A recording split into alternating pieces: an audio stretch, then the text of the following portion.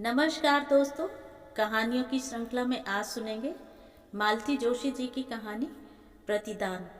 लेकिन उससे पहले मेरा आपसे विनम्र अनुरोध है कि अगर आपको मेरी कहानियाँ अच्छी लगती हैं तो मेरे चैनल को सब्सक्राइब ज़रूर करें, लाइक करें और अपने दोस्तों और परिचितों में शेयर भी करें। बेल आइकन दबाना बिल्कुल भी ना भूलें। आज सुनिए प्रतिदान। अम्मा, आज पूर्णमासी है। तुम कुछ करने के लिए कह रही थी ना? क्या सचमुच आज पूर्णमासी है? हाँ। तुम्हें अब क्या तिथियां भी याद नहीं रहती अम्मा?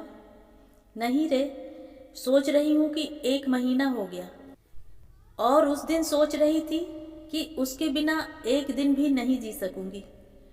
अम्मा, इसके बाद कान तो कुछ नहीं सुन सके, पर मेरी कल्पना की आंखों ने देख लिया कि माँ का सिर बेटे के कंधे पर टिका है और दोनों निःशब्द रुदन में डूब गए हैं। मन कैसा कैसा हो आया। मैं भारी कदमों से रसोई की ओर मुड़ गई। दरअसल मैं इनसे एक बहुत ही जरूरी बात कहने गई थी। आज सुबह नहाते समय एक दर्द की लहर शरीर में दौड़ गई थी, वही चिर प्रतीक्षित आशंकित लहर।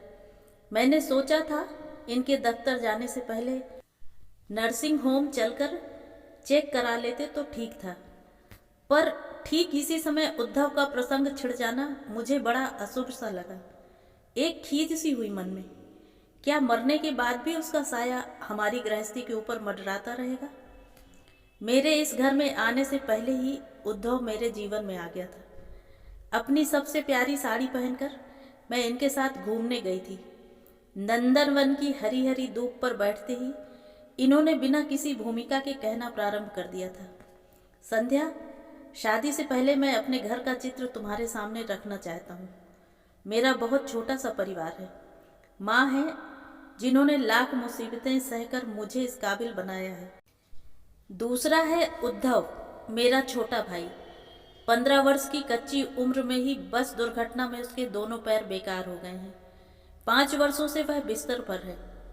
यहाँ इनकी आंखें भर आई थी। मेरे और अम्मा के आधे प्राण उसी में बसे हैं। मुझे ऐसी पत्नी चाहिए जो मेरी इन जिम्मेदारियों को खुशी खुशी बांट सके।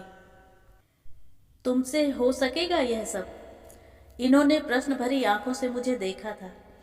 इनके करुण सम्मोहन ने मुझे बांध लिया और उस अनजान अपंग युवक के प्रति मन ममता से भर उठा। यह तो उसी दिन जान गई कि इनके अंदर का पुत्र और भाई इन पर सदा हावी रहेगा। तब तो इसी बात पर मुग्ध होकर अंतर्मन से इन्हें वर लिया था और अपने मानस में राम और लक्ष्मण के साथ नित्य नए विनोद की कल्पना में विवाह की तिथि को जोड़ती रही। शादी इनके ताऊजी के यहाँ हुई। इस खुशी के मौके पर भी माँ जी ने अपने बीमार बेटे का साथ नहीं छोड़ा और मेरे मन में उनका आसन और ऊंचा उठ गया। लोकाचार जैसे तैसे निपटाकर हम लोग पहली बार आए थे। वह दिन आज भी भूलता नहीं है। पड़ोसी गिरिजा बाबू स्टेशन पर हमें लेने आए थे। उन्होंने बताया कि नई भाभी को लेकर उद्धव के आनंद और उत्कंठा की सीमा नहीं है। माँ जी के पीछे पड़कर उसने पूरे मकान की सफेदी करवाई है।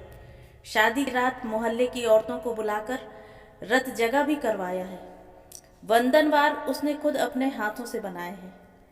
तांगा रुकते ही मैंने देखा बंधनवारों से सजा लिपा पुता घर अपनी समस्त दीनहीनता लिए सामने खड़ा था। भाग्य के थपेड़ों के बीच 2 अनाथ बालकों के साथ जिंदगी की राह पर चलने वाली माँ जी का प्रतीक सा ही लगा वह मुझे।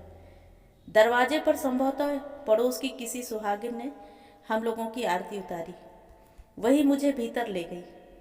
घर में घुसते ही यह कोने में लगे पलंग की ओर लपके और भैया की पुकार के साथ दोनों एक दूसरे से लिपट गए। किसी रामलीला में देखे भरत मिलाप का दृश्य मेरी आंखों के सामने सजीव हो उठा। फिर उन्होंने मुझे खींचकर उसके सामने खड़ा कर दिया और कहा, देख अपनी भाभी तो देख, बोल पसंद आई कि नहीं? भाभी कहते हुए उसने मेरे दोनों हाथ पकड़ लिए। उस स्पर्श से सिहर कर मैंने अपनी लज्जानत आंखें उठाकर ऊपर देखा। मेरी कल्पना का उद्धव यह नहीं था।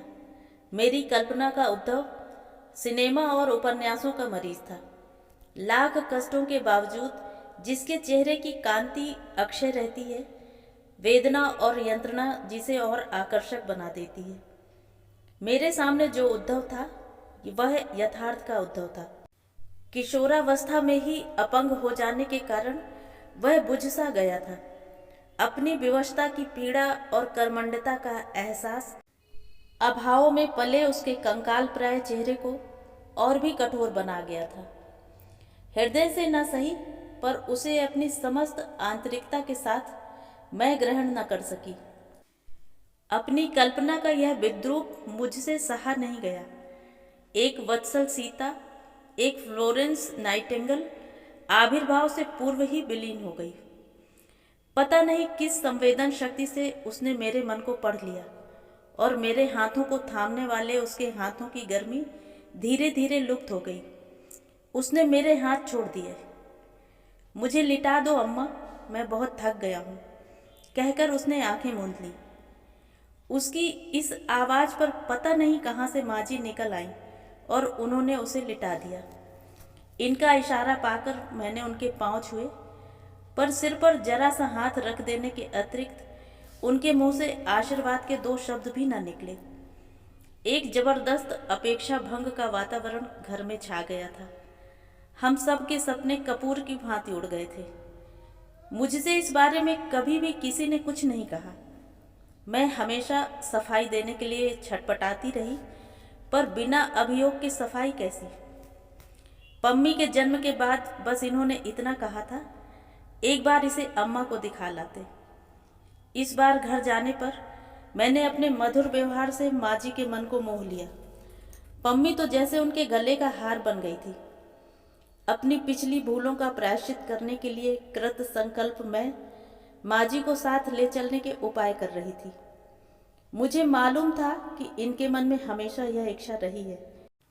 बंगले के उस सुनिश्चित कोने की तरह इनके मन का कोना भी खाली खाली रहता था, यह भी मैं जानती थी।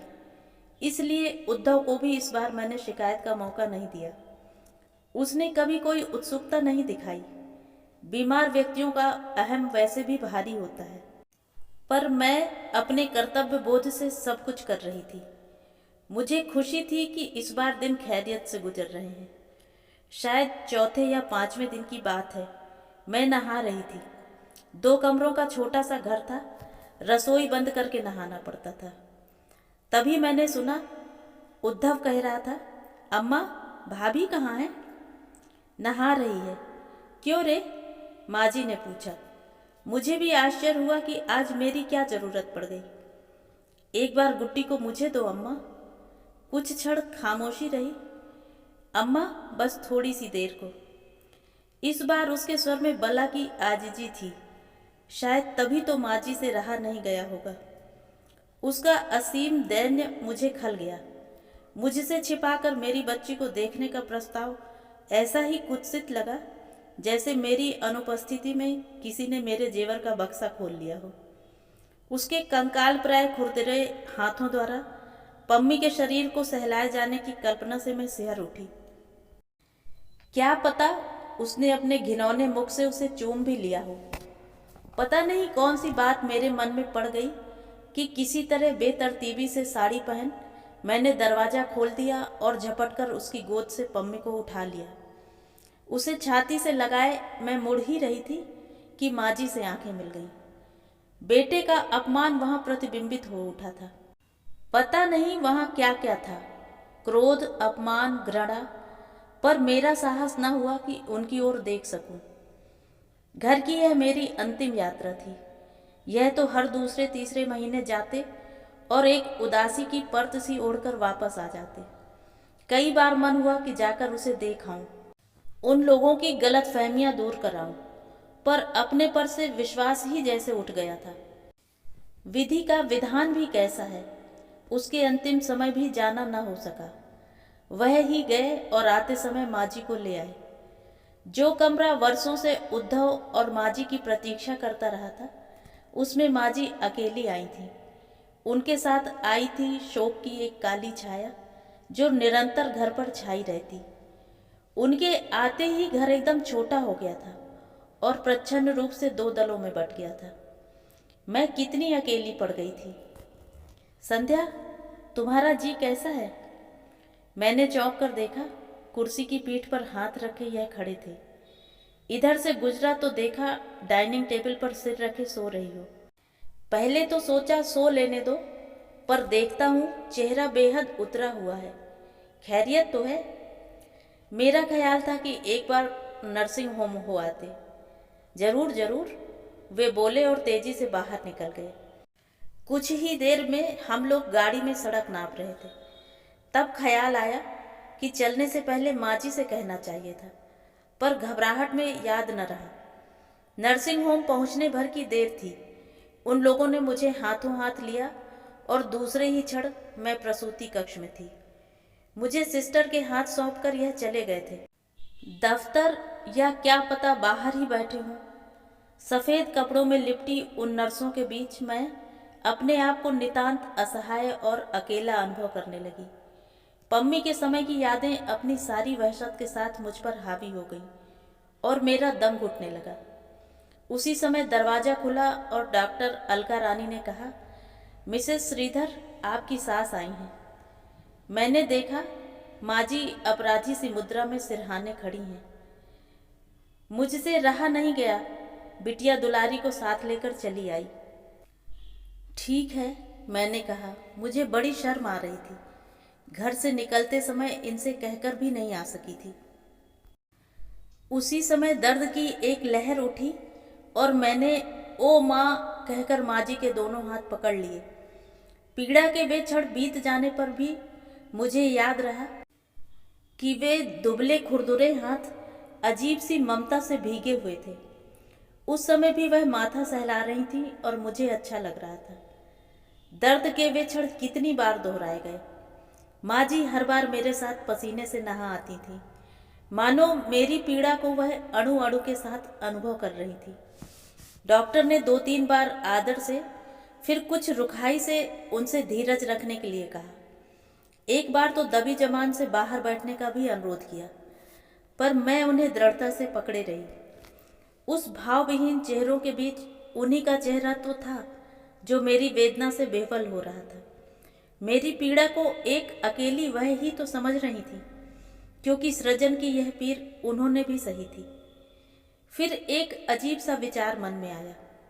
जिसे इतनी पीड़ा के साथ जन्म दिया गया हो, उसे अपनी ही आंखों के सामने तिल तिल कर मृत्यु के मुख में जाते देखना कितना दुख देता होगा। किस तरह सहा होगा उन्होंने उसे। कौन सी पीड़ा अधिक कठिन है, जन्म की या मृत्यु की, पाने की या खोने की? अपने विचारों के रेले में मैं देख रही थी कि डॉक्टर और नर्स दोनों के चेहरे बदहवास से लग रहे थे। मैं अपने आप को किसी बर्फीले प्रदेश में जाते हुए देख रही थी। वे लोग विचित्र दृष्टि से मुझे घूर रहे थे। हर 5 मिनट पर तड़पा देने वाली वे दर्द की लहरें पता नहीं कहाँ खो गई थीं। उनकी प्रतीक्षा में कमरे में एक तनाव सा भर गया था। मुझे मम्मी बेतरह याद आ रही थी। वह हमेशा कहती थी कि डिलीवरी में दोनों का जन्म होता है, माँ और बेटे का। तभी तो 42 वर्ष की उम्र में शिशु को जन्म देने की पीड़ा उनसे सही नहीं गई। ऑपरेशन रूम से बाहर लाते हुए स्ट्रेचर पर उनका सफ़ेद निष्प्राण चेहरा बार बार आंखों के सामने आ रहा है। कैसा होता होगा मरण पार का देश। क्या वहां जाने पर मम्मी से फिर भेंट हो सकेगी? और उद्धव, क्या वह भी मिलेगा? उसकी करुण असहाय आंखों का अभियोग क्या अब भी उतना ही ताजा होगा? अपनी सफाई में मुझे क्या कहना होगा? इंजेक्शन की जैसे कई एक सुइयां चुभो दी गई हूं, पर मेरी चेतना लौट आई और कमबख्त वही दर्द फिर उभर आया। सफ़ेद कमरा, सफ़ेद चमकीले बल्ब, सफ़ेद वस्त्रों में लिपटी नर्सें, सब जैसे घूम गए। केवल 2 दुबले खुरदुरे हाथ स्थिर थे जो मेरे माथे पर थे। शिशु के कर्कश रुदन से कमरा भर उठा। तनाव टूटने लगा था और हर चीज जैसे फिर अपनी जगह पर लौट आई थी। डॉक्टर अलका कह रही थी, माँ जी मुबारक हो, पोता हुआ है। माँ जी ने हाथ जोड़कर कहा, वह तो जो भी है भगवान की देन है, पर आपने मेरी बेटी को बचा लिया। इससे आगे वह कुछ न कह सकी। उनका गला रुंध गया। सिस्टर ने उन्हें सहारा देकर बिठा दिया। थकान से बोझिल पलकें उठाकर मैंने देखा, उनका चेहरा भी बेहद थका हुआ लग रहा था, जैसे पीड़ा का हर क्षण उन्होंने मेरे साथ जिया है। इसके अतिरिक्त मेरी संभावित मृत्यु की आशंका भी उन्हें पस्त कर गई थी। मैंने एक बेटे के जन्म की पीड़ा को सहा है, उन्होंने एक बेटे की मृत्यु को सहा है। पीड़ा की ये अनुभूतियां हमें एक साथ बांध गई थी। मैंने उनका हाथ अपने हाथ में लेकर क्षीण स्वर में कहा, माँ जी इधर देखिए ना, उद्धव हमारे बीच फिर लौट आए हैं। उन्होंने डबडबाई आंखों से मेरी ओर देखा, फिर उनके चेहरे पर एक मुस्कुराहट फैल गई। मुझे ऐसा लगा जैसे ओस भीगी सुबह में सूरज की किरणें नहा गई हों। तो ये थी कहानी। कहानी आपको कैसी लगी कमेंट करके ज़रूर बताएं।